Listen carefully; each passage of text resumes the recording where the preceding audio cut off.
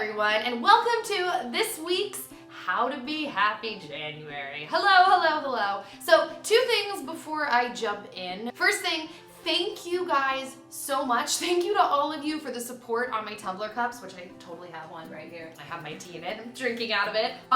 You guys have just been so kind and so encouraging, and so many of you guys bought the cups, and I just couldn't even believe it. And it was just truly touching to see how kind you guys have been to me in like all of my ventures. So I really appreciate it, and I just wanted to say that right off the top. Also, I'm glad that you guys liked our corny commercial that Dan and I made. We had a lot of fun making it, and if you don't know what I'm talking about and you want to see our corny commercial, I am going to link that down below because it was fun. It was like, yeah, I was gonna say we were making our own infomercial, but that is a corny commercial. It was like making our own corny commercial. It was fun. So the second thing, I am so happy that you guys also liked Routine Week last week. It was so fun not only talking to you guys and talking with you guys about the importance of implementing routines and where that can take you in life, but also about like the other end of the spectrum, dealing with perfectionism and just beating yourself up when life throws curveballs at you and you have to adjust. It was so interesting reading what you guys are dealing with and how you're handling things, and also how many of you have struggled with being perfectionists and with beating yourself up. I said this before in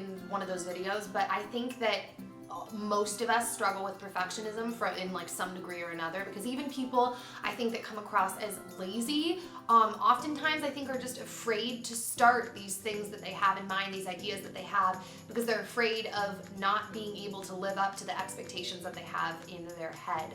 I think it's just something that all of us deal with, and we should be actively working on and fighting against. And yeah, so I'm really glad that you guys liked those videos last week, and I just wanted to comment on that, and that I read your comments, and it was so like inspiring and interesting as usual to go through and read everything you guys had to say. All right, now on to this week's theme, which is the last week for How to Be Happy January, which is crazy and mind-blowing, and I can't believe that we're all the way at the end, because this has honestly been my favorite How to Be Happy January, I think, of all of my How to Be Happy Januaries. And it's really just because of the immense amount of conversations that we have been having, and just, it's been, I don't know, I feel like my face was just making some weird twitchy face, like immense. But the immense amount of conversations that we have been having, and I decided to close out the month with something that I consider to be the most important element of happiness, and that is spirituality and mental health. So this week is Spirituality and Mental Health Week. Oh man. So today's video, as you can tell by the title, is just gonna be about my spirituality, my religion, my relationship with God, just kind of my spirituality in general. So I am going to hop right in. So I'm gonna start with a little bit of background. I was raised in a Christian home, and while both of my parents were Christian, my dad actually was an atheist growing up, and then my mom came from a Lutheran background. And I think because of their backgrounds and just kind of the people that they were always very open about their lives and their lifestyles, and they always really wanted our faith to be our choice, meaning like me and my siblings. Now, my relationship with God and my spirituality in general just changed a lot when I started dating Dan. Just like the person he was, his integrity, the fact that he was who he said he was, and really the fact that he never felt the need to like defend himself really impacted me. So when we started dating, I started going to his home church, and the church that I went to with him, it was the first time in my life that a church ever really felt like home. I loved it. I felt loved and accepted, and it was just amazing. Now, fast forward quite a few years later, Dan and I are married at this point, and I'm on YouTube making YouTube videos, and YouTube has been quite an interesting ride for me, and hard at points. And in the beginning, it was especially interesting and difficult. That's Bowser, he's agreeing with me.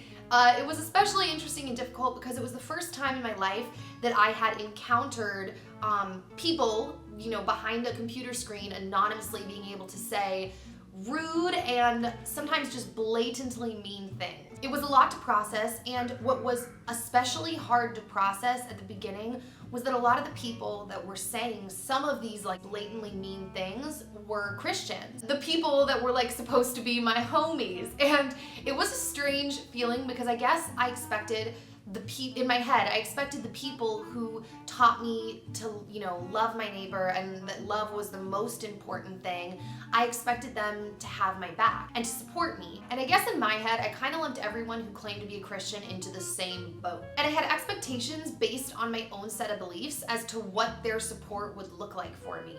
So to say it was jarring would be an understatement. It was a very jarring experience. And because of that, I slowly started to become bitter. Bitter for a few reasons. One, like I mentioned, bitter at Christians because I guess I expected everyone who was a Christian to support me, to have my back, to believe the same thing as me, and like I said, just in general, have my back.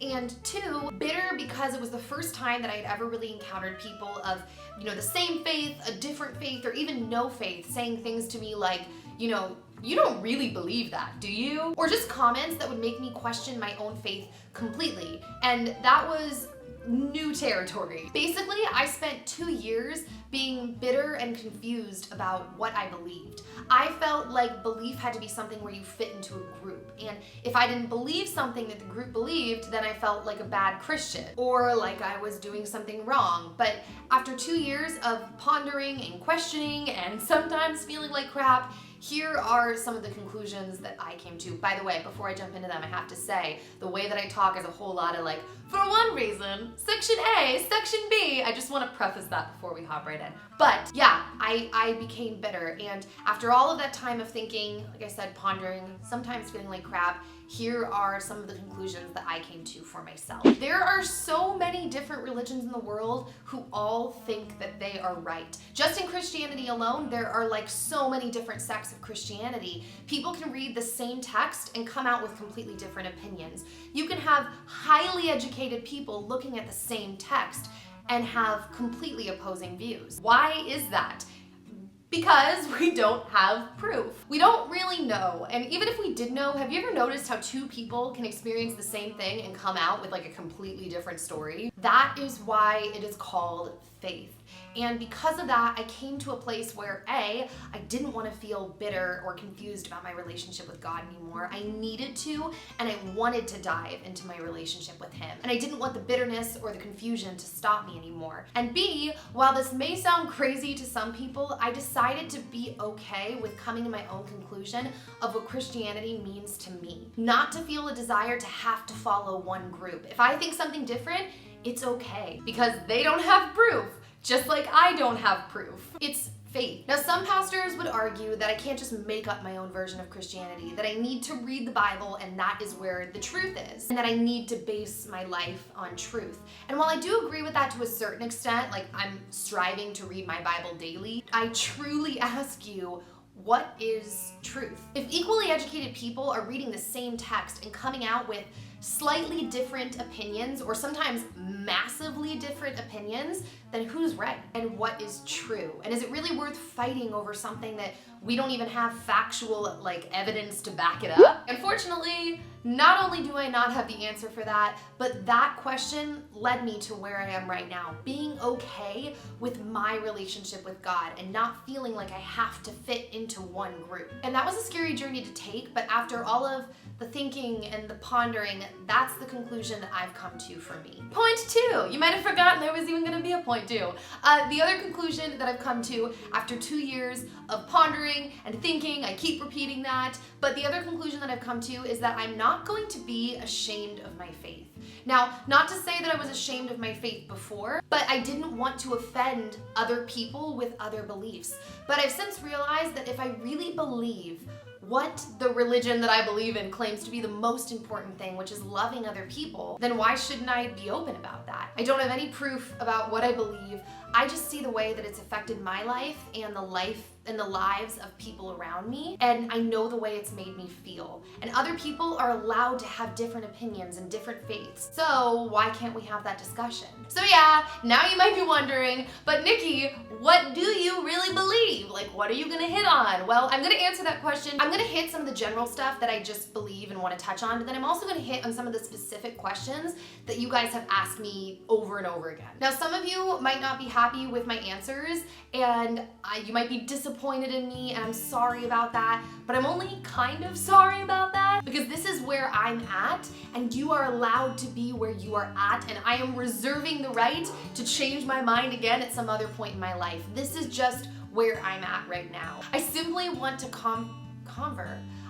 I don't know what's going on with me, guys. I simply want to foster a conversation about faith, and I want to encourage you guys to talk and ask questions you have and be okay with not knowing, but be curious. So yeah. All right, first general point. As I mentioned before, I am a Christian. Now, obviously, the Bible is a big book, and there are certain things in the Bible that I don't agree with other people on, and certain things that I've chosen not to take a stance on, because for me, the gist of what I believe in the Bible and what I've learned from the Bible are as follows. 1, I really admire Jesus. And while I know that it may sound crazy to some people that I believe that some random dude from 2,000 years ago is the Son of God, I don't see it as crazy because, like I said, ultimately, or if I didn't say this, I'm saying it now, ultimately everything we believe takes a certain amount of faith. And I believe that Jesus was and is the Son of God based on the effect that his teachings have had on my life, and like I said, the lives of those around me. And also based on the way that I feel. It's something that just makes sense to me, and the wisdom that he taught was so profound and so counterculture.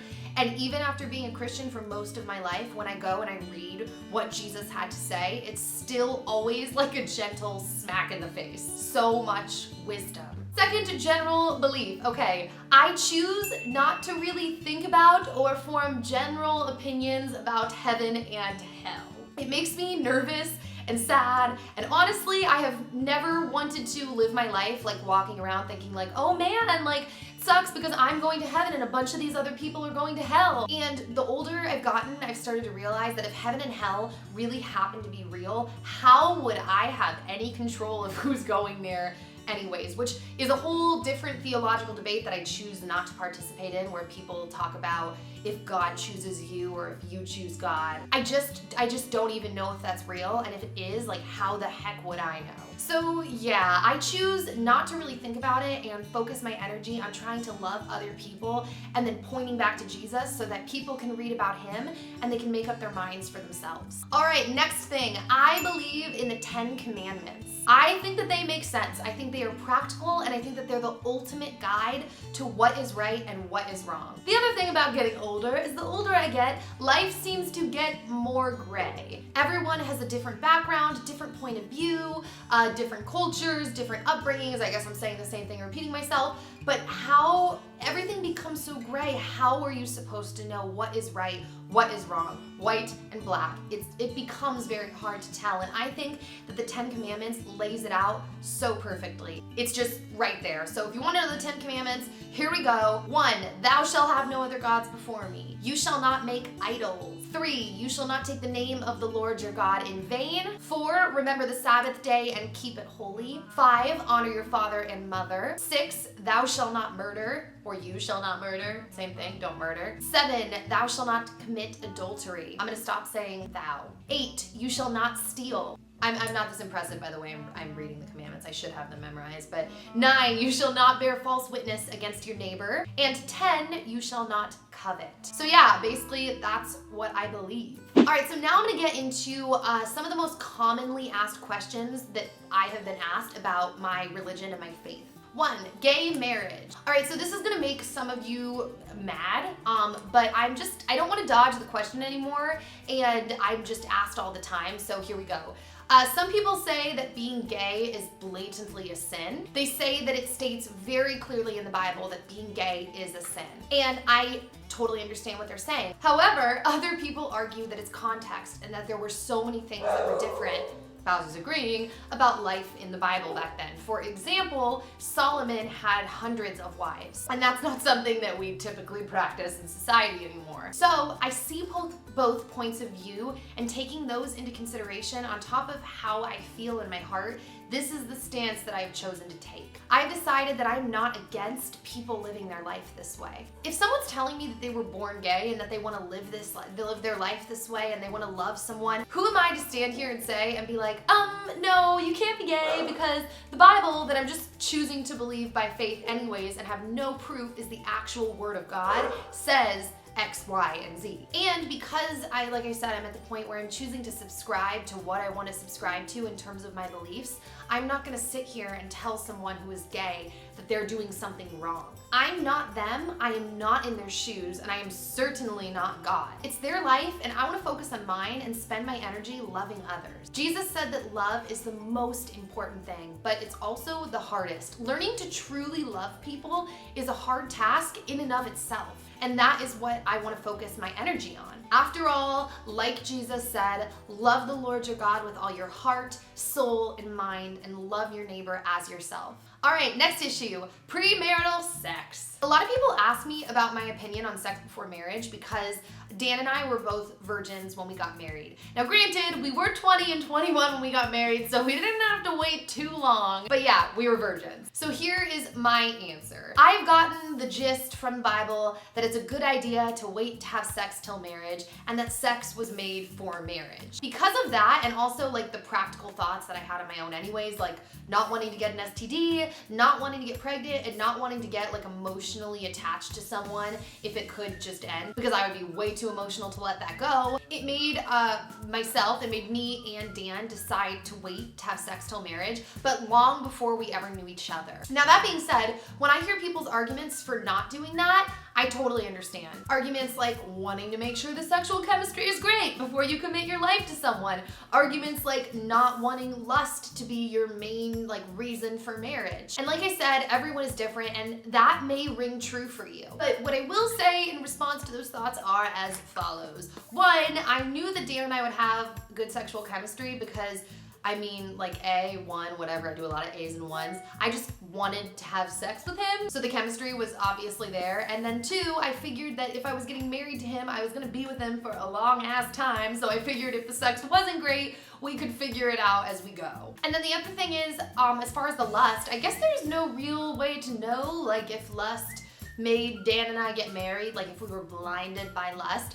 I don't think so, but I feel like what it made us do is take our relationship more seriously, in the sense that it made us talk about real life things earlier on. Because we took marriage and the prospect of marriage very seriously, we ended up talking about, like I said, all those real life things like politics, money, morals, kids, all of those things sooner because I guess we got married sooner. Side note to those of you who don't know, we dated for 11 months, got married 8 months later. So it was a year and 7 months that we had been together when we got married. But yeah, I guess we did get married sooner, I don't know, to have sex. I don't know. I'm not making a very good argument for the lust side of things. I will say one argument though for the argument of waiting to have sex until marriage. Scientists have actually recently discovered a hormone called oxytocin. Actually, I'm saying recently, I don't know how recently they discovered it, but oxytocin is essentially the bonding hormone, and it's the same hormone that is released when a mother is breastfeeding her child to create a bonding experience. It really bonds them. And